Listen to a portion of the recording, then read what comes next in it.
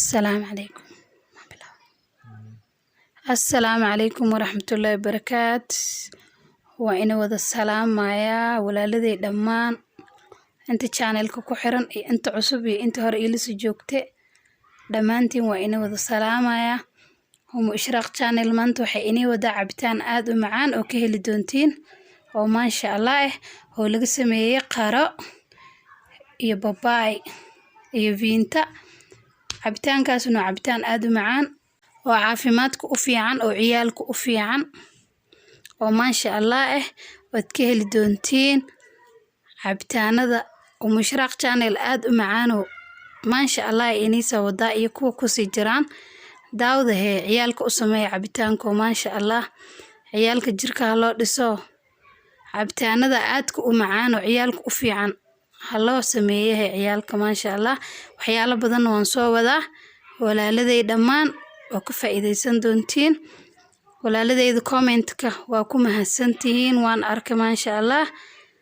inta cusubna waan soo dhaweynayaa inta hore ila sii joogtana waa mahadsantihiin madaxa ii saarantiin dhamaantiin